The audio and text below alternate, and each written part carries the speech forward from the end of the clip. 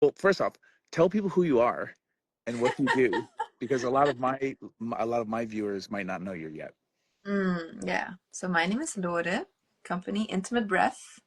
I work mainly in Sweden and Belgium. I live in Sweden with groups and individuals around desires, shame, um, creating fulfilling relationships, uh, also just personal growth through pleasure Hmm. and through relating. So that's my passion, and dating is a big part of that Hmm. for a lot of people that I work with. Yeah. Mm. And I mean, even people that are in a relationship, I have lots of poly people or open relators around. So Hmm. then dating just keeps on being a topic all the time, right? Yeah. Yeah. Yeah. I mean, relating and just relating in general, like Mm. relating to folks and how we do that when we're looking for a relationship, how we relate to people in relationships we have. Mm. And then also like how do we relate to our friends, to our communities. You and I have weird jobs because our jobs are nerding out about these things. And so you and I end up having conversations that are probably not conversations you're supposed to be having at work if you have a corporate job. Um, but it's still like, how do we navigate the world? Mm. And in this modern day and age with dating apps and the ease of social media, one of the things I'm noticing around the struggle uh, that people are having is like, so for me as a sex educator, and for folks who don't know me, readaboutsex.com is my main website. Mm. I'm clearly labeled as a sex geek. And, as somebody who helps people feel more confident about their relationships, have healthier relationships, speak up, and ask for what we want and have better boundaries, and also like feel more confident in bed about our pleasure and also understanding how to be good at helping other people feel pleasure. The Mm. thing that I see people struggling with is we think the dating apps and online social media was supposed to help us, and it helped us reach more people maybe, but we still have to connect. And even if you're really good at messaging and connecting virtually, that doesn't mean you're great at it in person. And Mm. as the sun comes through the trees, it seems like my wisdom is being guided, and everything's feeling brighter. But like, even if you meet people online and have a good connection, that doesn't mean it translates to in person, because then we get more nervous, right? We don't have time to edit our responses because they're happening in real time. Yeah. But also the other thing is like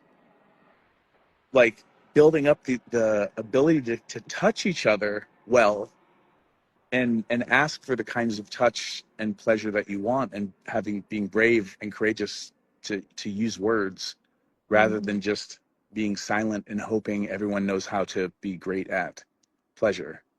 Yeah. um and I think the digital age hasn't necessarily helped us get better at in real life connecting. Yeah. And even if it's the best match you could actually have, like whether you met this person on a dating app or in real life, like if this is like theoretically the best match, we need to know how to make that connection and take care of it when we have it too. We Hmm. all have our shit also, Yeah. our baggage Yeah. that can stand in the way. Yeah, self-sabotaging and no communication So and security.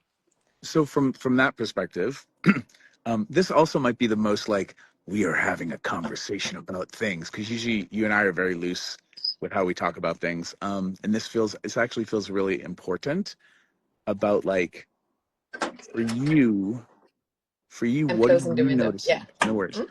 Um, what are you noticing people are struggling with, or what are they telling you they're struggling with? Yeah. Um, First off, and this is what we also mentioned the last live Mm-hmm. video, is I hear a lot of men in particular, like focusing on like statistics and how often they get shown in apps. And it seems to be like when I listen to them, there's just like a lot of dependency on the app that is going to make it happen for them, just like you Mm-hmm. mentioned already. And it's in big contrast to me, who has been using an app sometimes because it's fun and because I'm in an area and I want to meet, Mm-hmm. maybe people that I wouldn't know how to meet otherwise, Mm-hmm. but it's an add-on to like organically meeting up with people and knowing how to connect with someone who's sitting next to me on the plane Mm-hmm. and on the train and in the shop, and um So this has me ask a question. Like for you, um, how is flirting in person different than flirting like digitally? I haven't been such a digital person. Like Uh-huh. I've count on in-person connection, and then I Mm-hmm. can flirt online. Mm-hmm. But like establishing it online, I feel way more excited about just like, is this is this somewhat a good person for me? Okay, Mm-hmm. great. Let's meet. Got it. Let's So meet up. so you're using the digital side to figure out who you should be meeting up with in person. Yeah, filter out Yeah. also because I as we talked about before, like I live in a, not in this video call, but like the two of us, Yeah. that I live in a small village on the countryside, Mm-hmm. and I want to date particular people, right? Mm-hmm. That are familiar with ethical non-monogamy in some way, that are open. And so yeah, it can help to have this online medium that can like, oh, here are some people Mm-hmm. in your neighborhood that are open to this type of relating. Mm-hmm. Yeah. Um, yeah. And that's what I would call dating your species. Like you use apps, you use in-person gatherings like workshops. Like if you're Mhm, interested in hanging out with, and it doesn't have to be sleeping with, but like hanging out with people who are interested in getting better at mhm, navigating pleasure and asking for things that they're shy to ask about. If you want to hang out with people like that, where do you find them? You don't mm, find them necessarily at the pub or the bar, right? You find them at a workshop about those very topics.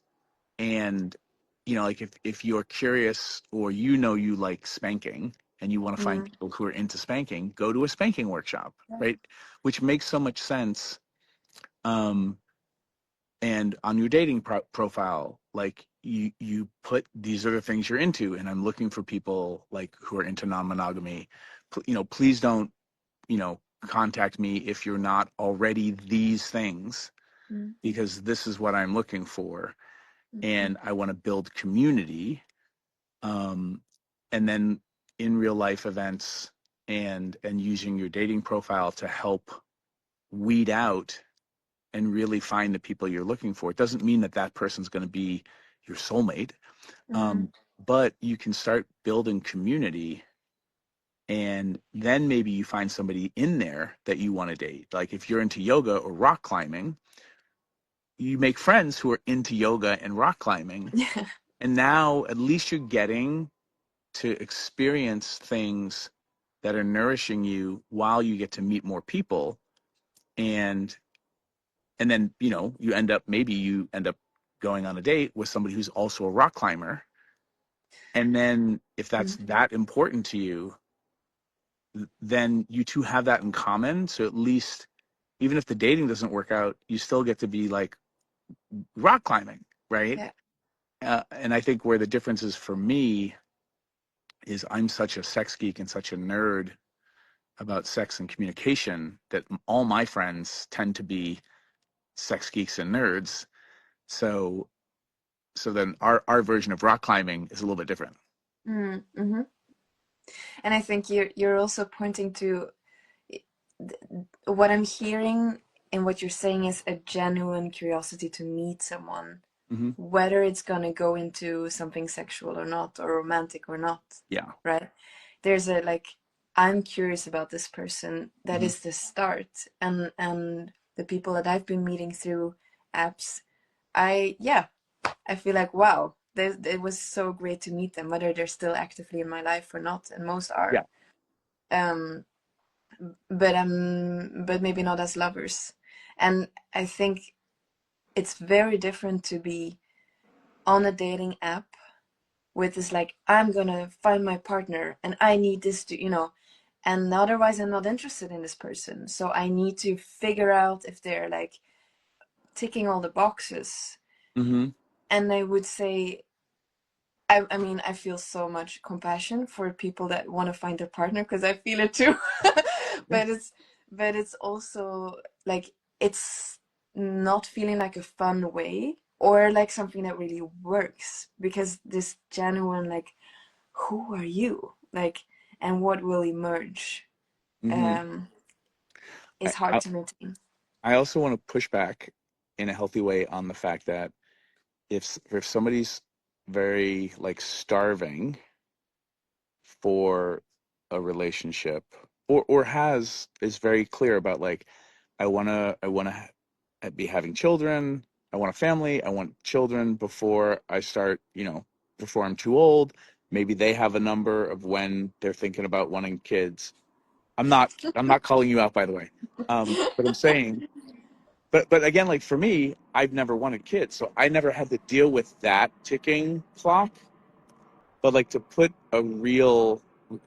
reality in the mix, so you have kind of, it's not really an agenda, but it is a, you know you It's have a there. goal, right? Yeah. um when you get so tunnel vision about the goal that you start pushing away your opportunities of making friends Mm, or community. That tunnel vision is kind of like when people go to a play party and they're only there to get laid. It makes it kind of creates this weird objectification of everyone, mm, mm. that if you're not into having sex with me, then I'm not talking to you anymore. Um, which is kind of like the dating version of, if you're not ready to get married and have kids, Yeah. like, you're wasting my time. And there's some legitimacy to, don't go on a date with somebody who isn't also looking for having Mm, kids, right? And wanting a family. Um, but when you can stay curious and get to meet people, you're also practicing all your skills of meeting people. But the pushback part is that tunnel vision can have you pick the first person who wants to have kids. mm. And if you haven't done the exploring what you really want, then it like, the thing that you were most pressured about becomes the number one Mm. requirement at the expense of all others, right? Because like, somebody's like, great, I found somebody who wants kids, but you didn't think, like, you're monogamous and they're non-monogamous and want kids, and you're like, great, we're gonna have kids. Yeah. But them being non-monogamous is actually not a good fit Mm. for you wanting monogamy. So like, it's great that you would have beautiful babies, but maybe don't go on that second date. Like, it's, what are the other things that are the deal breakers that are so important and necessary that you can get clarity on it. And some people haven't dated enough, or figured out who they really are enough Mm. to know what the rest of that list is. Yeah. And by the way, everybody, this is really the Dating Your Species workshop of Reid Mihalko at readaboutsexdot.com. / species, if you're interested in that workshop. Yeah, but well, Somebody's asking in the comments, will this primarily be a poly-oriented workshop? And what are some of the amazing skill sets you will be passing on to attendees in terms of online and in-person skills? Um, and then somebody else is saying this is a really great discussion. So thank you, everyone. yeah, Do you want to share a little bit about some of the workshops we'll be doing in Ghent and in Stockholm? yeah. I really really want to do that. And there was something more about this tunnel. Oh yeah, just adding one more piece is that Yeah, like yeah. if we stay curious about who we're actually meeting Mm-hmm. and open to also meet a new friend and build our community, you don't know who they know, right? And I think for me this is like that's the real magic. Like Mm-hmm. meeting friends of friends, expanding your community, and with people with the same perspectives and longings Mm-hmm. and yeah. Well, So and that I'll say that that has been how a lot of my friend and like play party community has been, is like everybody I meet isn't really suited to be a play party partner, but I have friends that I meet. I have new people I meet and I'm like, oh, you and I, probably not a good idea, but because you're kinky and I'm not. But my friend so and so is really kinky and I think you two should meet. yeah, And that ends up being really fun when yeah. I can weave friends to meet new people and then it's like a good fit for them.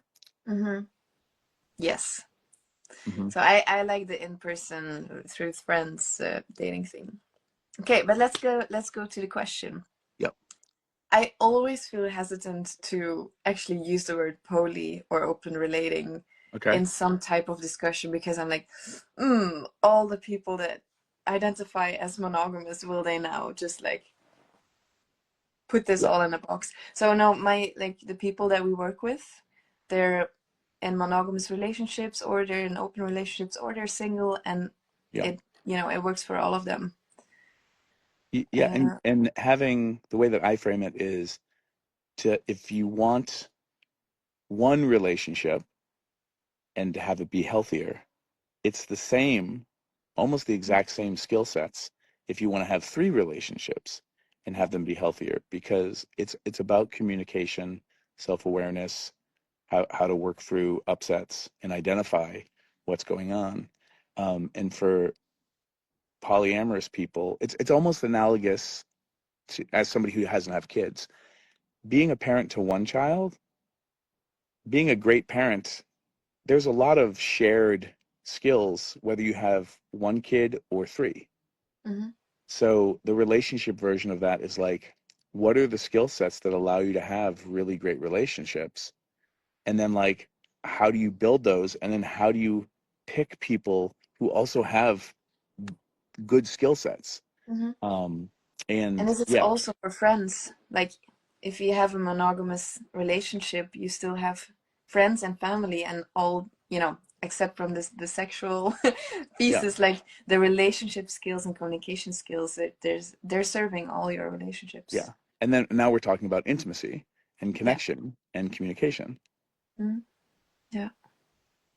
So, And then the other, what are some of the amazing skill sets you will be passing on, mm, online and in-person skills? Let's first mention what kind of workshops we have. yeah. So we're actually changing the program. Okay, Reid. We just talked about this Yeah, before we jumped on the live. So Thursday night's program may change yeah. only because it's Thursday night. The tickets haven't, well, they've been selling, but not like a huge response. No. And then you and I talked about maybe we would change the topic to be more discussion based. But Thursday aside, te- let's go Yes. into the classes we do know we're not changing. Yeah. So Friday evening, but this is the same in Belgium, Yep. Ghent, as well as in Stockholm, Yep. beginning of October. So Friday night we have our favorite bedroom Moves. skills Yes. shared. So show and tell. It's interactive in the sense that we're interacting with the audience, but it's us Yeah. demonstrating things, Yeah. and an audience that is more Hmm. in a passive role. Yeah. So I'll explain that piece. Like for me, I do a lot of show and tell sex education. And I think it's really important because for visual learners, when you watch porn, porn isn't an educational medium, and it's supposed to look entertaining and amazing. Um, so show and tell, and like showing how in real time, while you can ask questions, like how we can learn pleasure, that's been really powerful for me because it helps destigmatize not knowing everything. It also helps lessen shame because like you're like we're not even supposed to be talking about this, let alone like certain things. And not everything has to be explicit because there's a lot about sex and connection and understanding bodies that happens fully clothed. But when it is appropriate to do show and tell, and it's better teaching to show you on a body where there's nudity. um, that to me has been so healing for so many people and so helpful that you can ask questions while we're showing you a thing. Now, we're not Yeah. going to tell you what we're showing you, Yeah. um, because some of that is asking the audience, what do you want to learn? What do you want to see? And we can be flexible and create together with the audience, like, so let's do a demo, like let's talk about that. And I'm not using explicit language in this video because I don't want this video to be taken down. But people can message us about like, well, I would like, so you could leave in the comments or message us directly, I guess, like what would you want to see if you came to this workshop and you could see any demo and learn? What are the things you would want to learn? So that's my challenge to anyone who's watching this right now. Yeah. um, And it and was so fun last time we did it in Stockholm. So I'm very grateful that you bring this more into my world. Mhm. It's such a cool way of teaching. Yeah. Yeah, So I look and we forward got to a it. lot of great feedback, right? Yeah. Yeah. And it's very powerful. So I appreciate you being a yes, because I love that kind of teaching. Mm. um and then what other things are we doing over the weekend? Yeah. Saturday it's rough sex. I said the word. That's No, okay. okay. Probably the video For won't get nice taken folks. down for one word. So it's rough for nice folks. Yeah. um, so that's a workshop that's very accessible. Also, like it's interactive. Like you can try out things, but it's clothed Yes, it's mainly. clothes, Yeah. because everything we can teach in that class around understanding like why people want, kinky things and how bodies work, all that we can teach fully clothed. So that rough, somebody's called it rough romping. Um, Right. that And that's a great one for people that like want to feel more confident also in playing with people that are more kinky than they are mhm, themselves, I would say. yeah. Yeah. Hmm? What else are we teaching? Then we have a sensual play party in the evening. So it starts with an intro workshop, and then Hmm. we're going to be guiding you into a space where adults can play in all the ways they want to play with their underpants on. Hmm. Yeah. Yep. So if you're curious about going to an event like that, but you've never felt like you could, this would be a great event to come to because you can It's always leave early. mhm. And we build a safer, very conscious container. Um, and I have had amazing feedback from giving people that kind of space to go to and then be like, oh, it doesn't have to be scary. Like you can be nervous, but sometimes nervousness is just mislabeled excitement. And sometimes for those people who've gone to play parties where it didn't feel right, it might be the format. Like what you need is a kind of play party that has a welcome circle and Mhm. ice breaking exercises and people practicing communication, rather than it being about like getting drunk and feeling loose enough or high enough to play. I like creating spaces where we can really drop in to feeling safer and what we need, and then what happens when you get to choose your own adventure afterwards. Yeah. And also just acknowledge that sometimes, we're meeting our own demons a bit, or our fear Yeah. of rejection, or like awkwardness, and that it's a space where we're also just naming that, Mhm. Everyone is like, okay, this is part of the space, and we're learning to navigate it together. Yeah. Yeah. Somebody's asking, will there be stations and some suggested activities after the icebreakers? Yes. Or did you want to tease them? Did I? Well, come and find out. Yeah. Um, Okay. Damn it. yeah. No, but again, like this is how we practice connecting when we have a safe space and there are other people who are there to explore. Mm-hmm. That is hard to create on a dating app.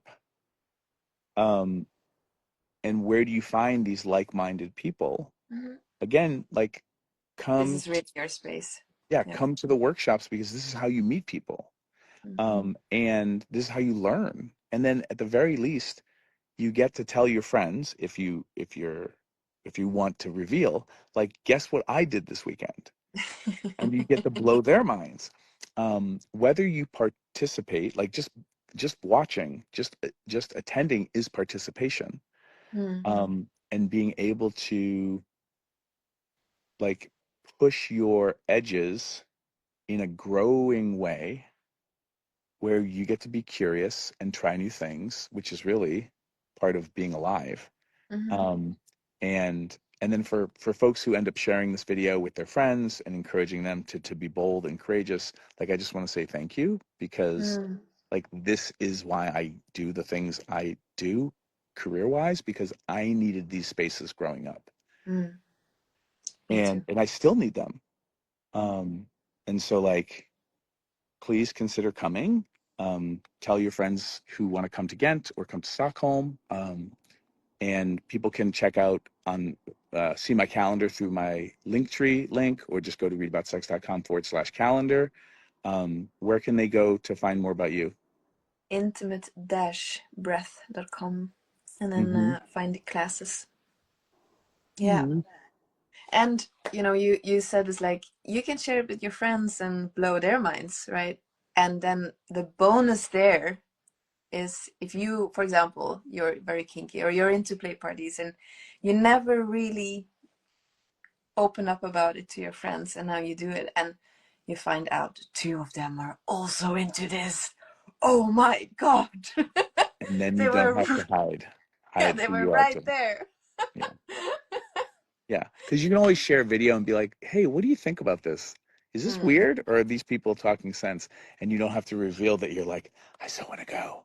Um, Yeah, and when they're like, this is so weird, like this is so inappropriate, and yeah. yeah, I think so too. Like, Oh, yes, my of course. God, I'm who, never gonna. Yes, who are yes, those yes, of people? I would course, never consider of going to course. there. And then you go, and then you meet that person there as well, because they were shy about telling you that they wanted Yeah, to go. So there you go. let's talk Thank. about Sunday. Okay, what's happening on Sunday? Yeah, uh, it's oral, and then Mm-hmm. it's the word Mm-hmm. The grad word. school. Yeah. Why a grad school Mm-hmm. of So mouth pleasure? mouth pleasure grad school. Um, the reason I call certain workshops grad school is I want to teach things that don't get covered in other workshops because when you're covering the basics, there's a lot of things to cover, so you run out of time. And I want to encourage people to go to other people's workshops, get those basics, but let you and I teach them the stuff that you won't usually find in a basics class that you can build and stack all of your basic techniques on top of. And so that's the stuff I love teaching because it's so hard to find those classes where these more advanced techniques are taught, but also teaching them in a way that if this is your first workshop ever, you still get all the advanced techniques are really they're just two or three basic concepts stacked all at once. And when you start to see what's missing, and then Mm-hmm. you get those pieces, then your sex can often go from good to great Mm-hmm. because you've got a couple of things that were missing that really enhance and make things better. And it's not just for the people that you're with, but for yourself. because Mm. being better at giving and being better at receiving also changes how things are. And we don't often get taught how to be like get our black belts in receiving. Mm. And that is really huge. Um, the person who keeps leaving great Yeah. comments is saying Mouth Magic Sunday, Yes. which is wonderful. That's a great title. Good job.